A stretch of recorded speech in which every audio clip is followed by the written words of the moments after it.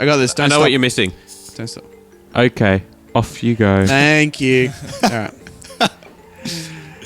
Hello and welcome to the Made Creative Podcast, your monthly podcast of creativeness. My name is Sam, and with me today is Connor. How you doing, guys? And Jadon.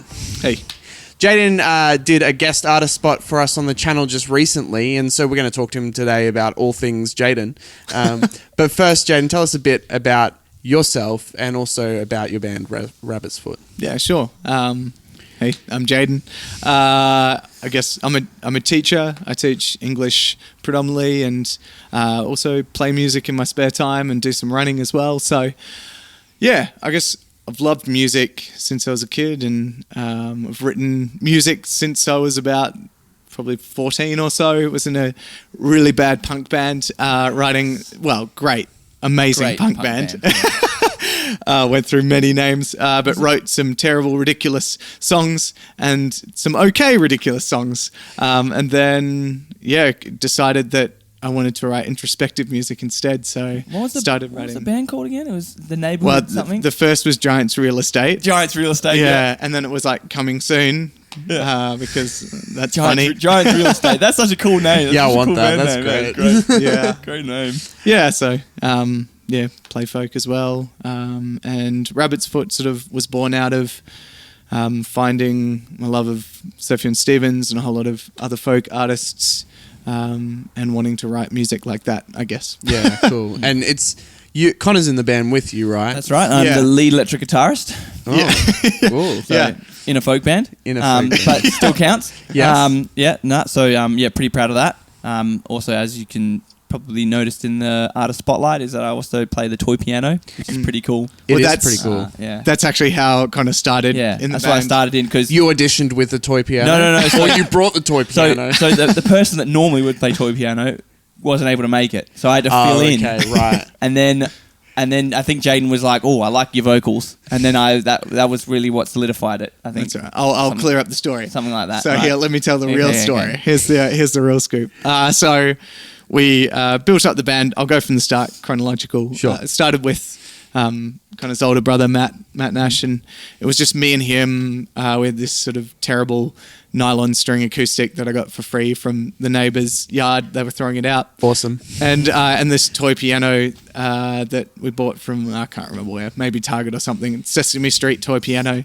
And it was just us sort of sitting in a room, writing songs that are very, I guess, loop-based and melodic. Because I loved this song by a guy called Owen, where it was literally this same loop over and over again. So I wanted to write something like that. So our first song came out of that with the toy piano.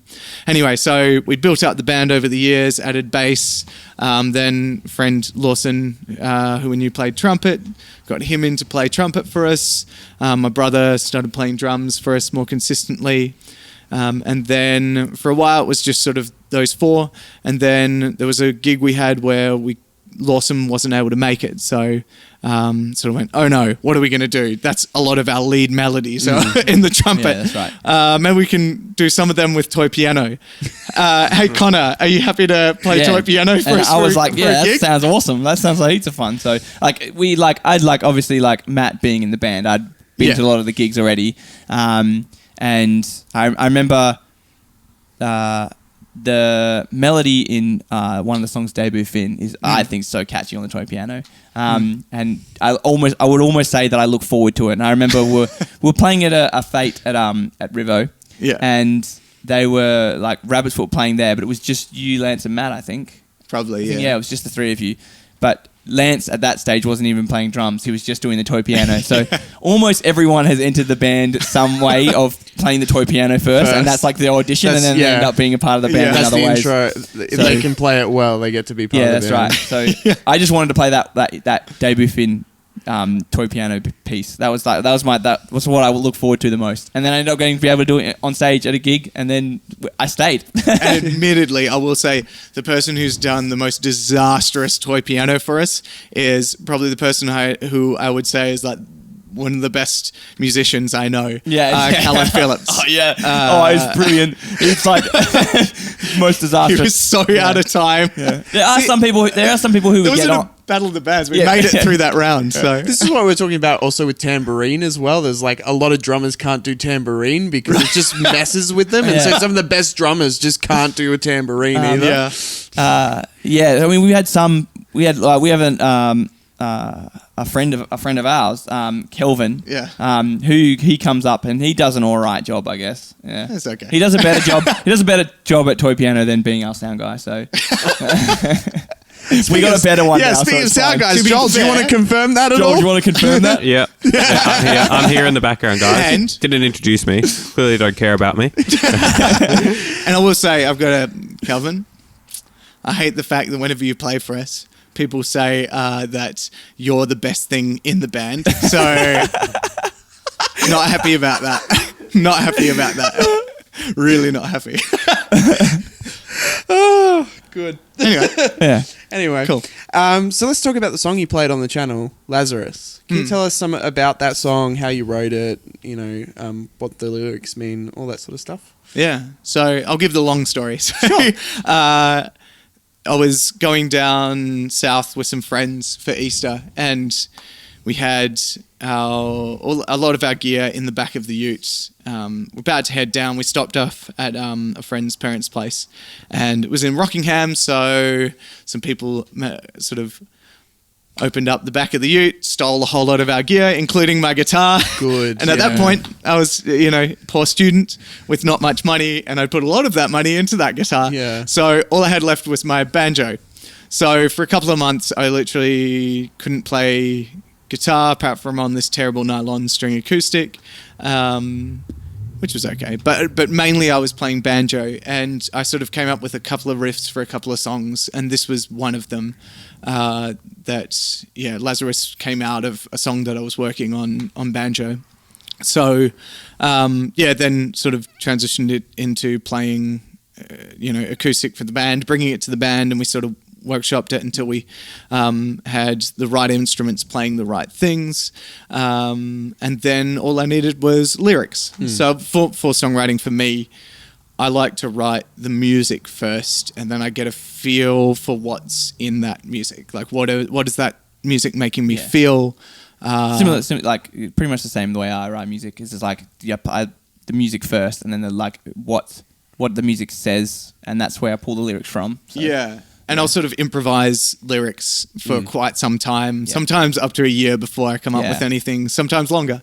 And so I just sort of improvise, what am I feeling from this? And there was a sense of like deep sadness within it, I guess. And so I was like, oh, what's sad? What can I reflect on? Death's pretty sad, so I guess I'll reflect on that without any real life experience of what that means. Yeah, so great. I remember going out for a run or a ride or something and seeing this dead baby bird, and the mother sort of jumping around singing a sad song, and I was like, whoa, that's really sad. Okay, some element of reality here. So the sort of first two verses came out of experiencing that, which is relatively superficial. Anyway, I got the chorus out of a couple of different lyrics inspired from a couple of different books that I was reading, including The Bone People, which inspired that other song. What's it called? Whatever it's called. Bitter Heart. But sort of inspired this idea of broken people coming together and being broken together, and some form of healing coming through community, I guess, and brokenness in community. So I had the lyrics for the chorus, and thinking about, I guess, how death plays into our understanding of life as Christians, and that there is this really deep sadness, that there's not really inherent. Death isn't necessarily sad for the Christian who dies, but there's an inherent sadness in the death for everyone who continues on. Yeah. There's sadness within the community and those around that person. And so I was thinking about that in the Bible, and what came to mind is Lazarus and his death, and Jesus being struck by the sadness of that, knowing that he would raise him to life, experiencing that depth of sadness that exists within death in the community, and weeping. and then, raising him to life. And then the other story of the mother who's weeping over her son and, Jesus raising that son to life. And so the ending lyrics I had as well. But there was this gap in the third verse and I couldn't finish the song. It just wasn't going to be authentic. So I sort of shelved it for a bit. We may have played it once live without the third verse. I'm not sure. Probably not. Anyway, I had a year that was pretty full on. At the start of the year on Valentine's Day, I remember being down south at Sugarloaf Rock and the rocks off to the side with a group of friends. And I remember getting a call, and I'll preface it with saying my dad's alive. But I got a call and the phone was breaking up, and I was talking to Mum, and she's like, basically she got across that Dad's had a heart attack.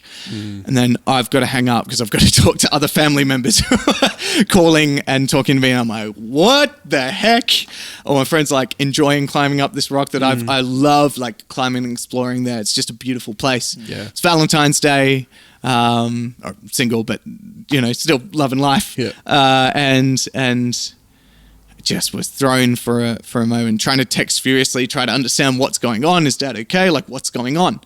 And eventually, he's fine now. He's just recovering.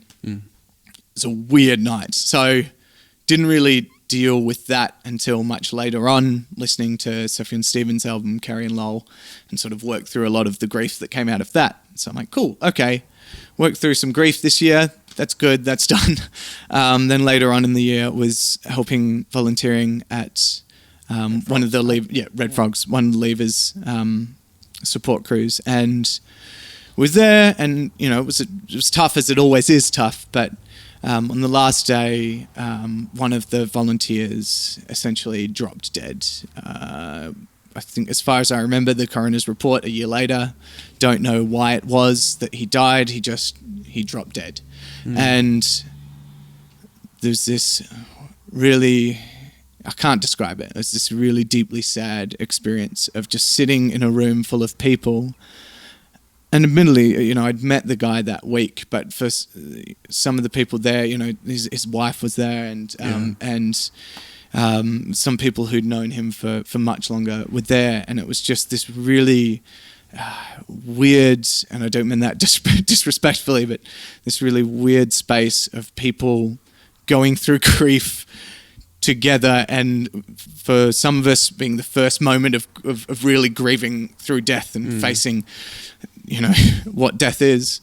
And the whole time we're getting updates of like, has he resuscitated at all? And finding out he was dead. And there was one person going around like checking to see if people were okay. And then when we got the confirmation that he died, you could hear her just like weeping, wailing in the bathroom. And then some guys who'd like jumped in to perform CPR, being like, could we have done more? And just trying to, as you're trying to experience it, being like, no, you look, don't feel that. You did everything you can. I guess I would call it one of the most human experiences that I've experienced. And I remember I had found out through Dad's heart attack that I had to work through grief with music. And so I went outside and I just played just the chords of the verse and just wept, like just cried, wept. I don't know how long for, and then coming back into that area. I guess in coming home from that, the lyrics were they were there. And it's always a weird space for me to play that song, because I'm like, how much am I like exploiting death? And how much am I paying respect to that experience? So that third verse, essentially in the lyrics, that sinking child dead within the hour, all that emptiness, its dark power, that idea of keeping the pain at bay, and we all had words to say, but there was nothing really to say, and we were there. I stuff up the lyrics in the in the performance, but it's meant to be, we washed their feet and broke the bread to eat. We were there serving we were there being in communion with one another, and yet, you know, that cup still poured defeat. Still, this guy dies seemingly without reason or purpose. So that loss is there. And yet, again, the ending of the song being that, I guess for us, there's this hope that as we weep, as we experience pain and loss and death, there is hope. In God, in Christ, in the resurrection. There is hope even amongst the mess of sadness. Yeah. What do you think it is about music? What do you think it's about music that like allows us to deal with emotions like that? You know, like what is it about music that does that? Because I have the same thing with one of the songs we wrote, where it let me deal with depression and anxiety. So and it let me like have an outlet for it. What is it about music that is just a way we can do that? I don't know. I think it's like a genuine question because I don't know either. I think it's all about like it's a process, right? Like it's just about processing how you feel and how you understand that. And I think it's not necessarily like it's not like you experience this and then like music is the cause. I think it's like the process of understanding it and like reflecting on it. I think that's probably why. And I think people do that, like many people do that differently, you know. Some people would like to just go on a long walk by himself and just sit there and just think about it. But some people would prefer to like act on it, and like some people would prefer to forget it. You know, everyone's got their sort of different like resolutions to extreme experiences. Obviously, like I'm a musician, so music is like the same for me. Like I wrote a song about tragedy as well, like personal tragedy and working through that. But yeah, it's just a process, I guess. It's just like I guess you're a teacher, right? Yeah. And like there's lots of ways students like learn and understand. You know, there's not everyone doesn't just do things in the same way. So it's another language, right? I think that's why songs can come out of the music. Yeah, that's right. It's like it's saying something. Music is saying something, and you can work with the contrast between what the music's saying and what you're saying through the song, or you can work with the song itself, or there's a million spaces in between. But I think maybe it's the fact that music is a language. I think Victor Hugo says something like music expresses that which can't be expressed, that can't be said. Yeah. And then the interplay of lyrics and then the poetics of lyricism as well. So tell me what it's like playing a song like that at a gig in a bar or something like that. Like what's it like singing about Lazarus and these sort of topics, Christian topics, in a place that's not necessarily affiliated Christian wise? You're just singing to people. What's it like doing that? Yeah. It's natural. It feels natural to me, right? I think I've tried to in the past write music that's worship focused, and I've never been able to do it. It's not a skill that I have. It's challenging. It's not super easy. Yeah. You got to find that balance of like meaningful and not too didactic. Like here, right. I'm teaching you a specific thing. And I just can never quite get that balance right.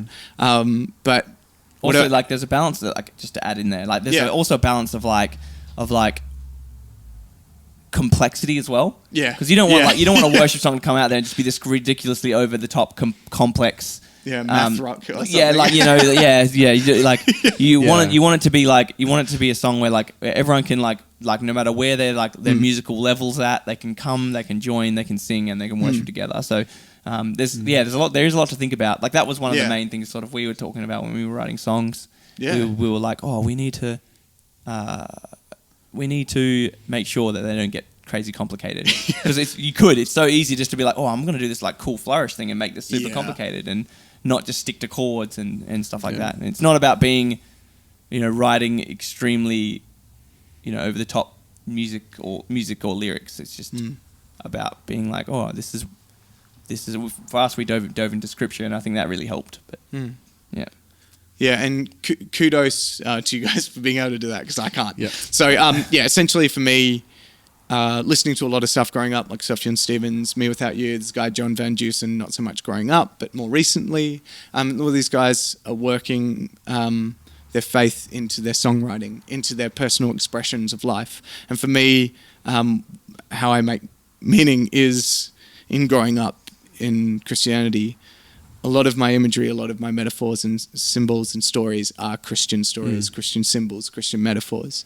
So for me, it's natural to express that. If I want to express the way that I think and who I am, that is, largely who I am. So I can't not express that. And I think that's why it's easy to do that in places where maybe it's not done generally. It is who I am, and I think performance in a large part should be some form of sharing who you are, especially sort of singer-songwriter stuff. It's sharing who you are, and it would be weird and false not to do that. So it's just natural. Yeah.